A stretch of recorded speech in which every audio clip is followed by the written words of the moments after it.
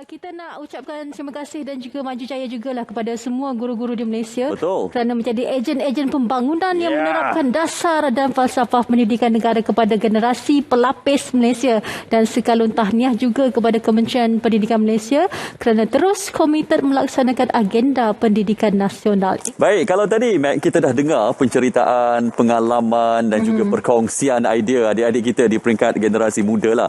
Selepas ini kita akan bersama pula dengan Ketua Pengarah Pendidikan Malaysia KPPM yang berbahagia Datin Sri Norzamani Abdul Hamid.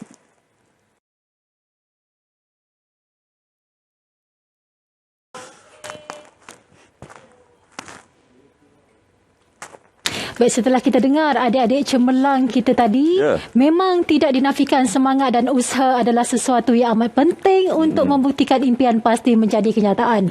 Dan pendidikan bertaraf dunia merupakan satu komitmen dan usaha Kementerian Pendidikan bagi memperbaiki kualiti pendidikan negara supaya ia dapat ditingkatkan kepada satu standard yang tinggi dan mampu menyaingi negara maju yang lain, Syarif. Ya, saya sangat setuju, Max. Sebab bila kita sebut tentang Hari Kebangsaan ni, saya rasa elemen ataupun segmen pendidikan inilah yang menerjemahkan manifestasi kecintaan dan juga elemen-elemen penting semangat patriotisme kita kepada negara tercinta. Dan untuk hari ini, tuan-tuan dan puan, para penonton semua, bila kita sebut tentang elemen pendidikan ini, tidak lain dan tidak bukan, kita akan ada seorang tetamu istimewa yang akan bercerita tentang segmen ini sendiri. Dan kita akan bersama dengan seorang tetamu istimewa pada hari ini, Ketua Pengarah Pendidikan Malaysia KPPM, Datin Sri Norzamani Abdul Hamid. Ini dia Datin Sri. Apa khabar Datin Sri? Alhamdulillah, khabar baik. Assalamualaikum. Alhamdulillah. Selamat Hari Kebangsaan Datin Sri. Ya, selamat Hari Kemerdekaan kepada semua juga, kepada Margaret dan Pak Syaril. Betul, saya rasa sangat teruja sebab pagi-pagi begini Datin Sri sudi untuk bersama dengan kita untuk bercerita tentang lebih banyak lagi tentang Kementerian Pendidikan khususnya. Cuma sebelum kita nak sembang yang serius, kita nak tanya dulu. Sebab saya difahamkan Datin Sri bila cerita tentang pendidik ni pernah juga menjadi sebahagian warga pendidik. Mungkin boleh ceritakan kepada kami Datin Sri pengalaman sebagai pendidik sebelum ini.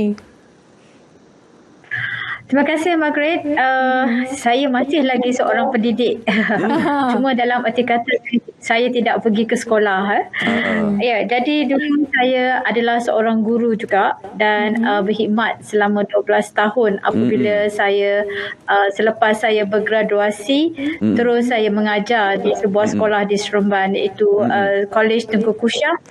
Dan mendidik itu memang adalah satu jiwa yang pada saya tidak dapat dipisahkan daripada jiwa saya. Jadi Datin Sri, kalau kita boleh tahu sebenarnya sejauh mana kaedah pengajaran dan pembelajaran yang berfokuskan kepada rukun negara dalam kalangan murid sekolah khususnya warga pendidik sesuai juga dengan apa yang diumumkan oleh Perdana Menteri kita terma keluarga Malaysia itu sendiri, Datin Sri.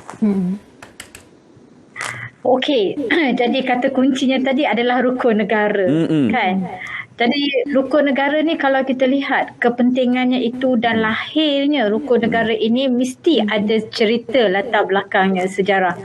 Jadi rukun negara ini ialah satu usaha untuk kita berpaksikan kepada kemuafakatan dan tolak ansur kita sebagai warga negara. Jadi yang kalau kita lihat pagi-pagi pun kalau waktu kita tidak ada pandemik COVID ni, budak akan ke sekolah. Kalau ada perhimpunan, mereka akan membacakan ikrar rukun negara.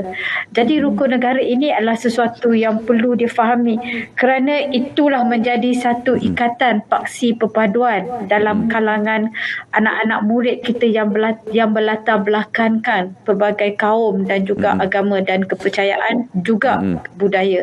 Jadi kalau misalnya rukun negara ini tidak difahami dalam arti kata yang sebenarnya, maka mereka ini tidak ada akan rasa sepunya, iaitu negara Malaysia ini siapa yang punya, apakah identiti nasional yang milik setiap murid ataupun warga pendidik. Mungkin rukun negara itu satu perkataan yang besar, tetapi dalamnya seperti taat, setia, kepercayaan kepada Tuhan, semua ni adalah dekat kepada amalan hidup murid setiap hari. Jadi untuk kali ini ya, iaitu kita tidak bersemuka, kita tidak dapat meraihkannya di sekolah dan sebagainya, tetapi guru masih lagi mengusahakan tentang cara-cara bagaimana untuk kita ke arah kemerdekaan. Jadi kalau kita lihat dalam keadaan sekarang ya, ada dibuat pertandingan secara online ya, oleh guru-guru kita. Ya, dia buat secara online, iaitu tentang pertandingan membaca sajak, membuat beberapa poster, kemudian menceritakan, menulis novel-novel sejarah, tetapi dia buat secara online dan kemudian dihantar kepada guru. Jadi kalau kita lihat, dia tidak menghalang kepada kita untuk menjabut kemerdekaan ini selagi kita ada usaha medium yang boleh kita sampaikan. Itulah dia kemeriahan dan juga hebatnya Hari Kebangsaan pada tahun ini. Banyak elemen yang kita bawakan dan salah satunya elemen pendidikan ini merupakan satu perkara yang sangat penting.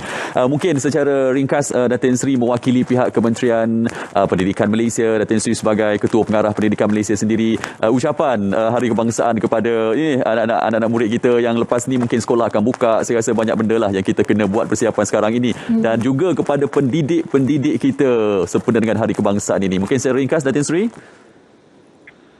Alright, terima kasih Syaril.